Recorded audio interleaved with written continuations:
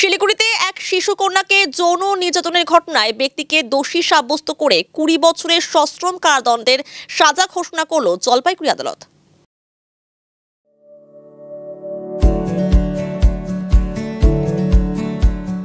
Pampered, not just a hospital, but a mother.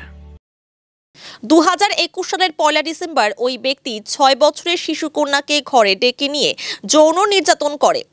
পরে বিষয়টি শিশু কন্যার পরিবারের সদস্যরা জানতে পেরে ২রা ডিসেম্বর ভক্তিনগর থানায় লিখিত অভিযোগ দায়ের করেন।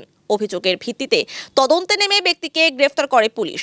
এরপর দীর্ঘ ৪ বছর পর বৃহস্পতিবার ৯ জন সাক্ষীর সাক্ষ্য সহ আরও বিভিন্ন রিপোর্টের ওপর নির্ভর করে জলপাইগুড়ি পক্সো আদালতের বিচারক রিন্টু সুর অভিযুক্ত ব্যক্তিকে দোষী সাব্যস্ত করেন এবং ২০ বছরের সশ্রম কারাদণ্ডের সাজা ঘোষণা করেন।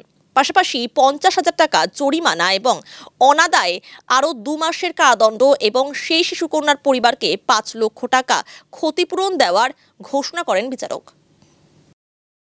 আজকে একটা ভক্তিনগর থানার একটা কেস যেটা রেজিস্টার্ড হয়েছিল ২/১২/২০২১ সালে।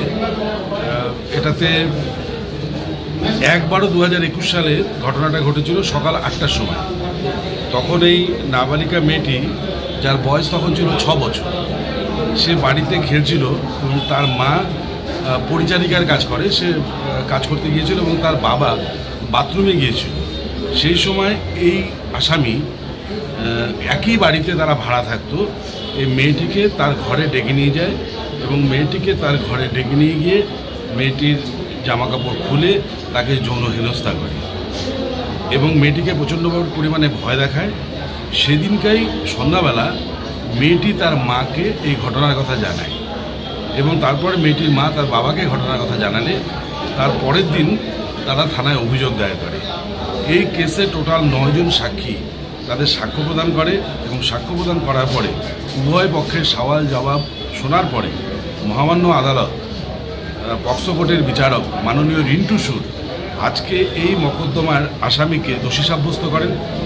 তাকে ২০ বছরের সশ্রম কারাদণ্ড, ৫০,০০০ টাকা জরিমানা, অনাদায়ে আরও ২ মাসের কারাদণ্ড এবং ভিকটিমকে ৫ লক্ষ টাকা দেওয়ার জন্য ডিস্ট্রিক্ট লিগাল সার্ভিস অথরিটিকে অর্ডার করেছে। ২০২১ সালের ঘটনা, ২/১২/২০২১ সালের ঘটনা। এটা ৪ বছরের মাথায় এটার সাজা ঘোষণা। এটা ভক্তিনগর থানা।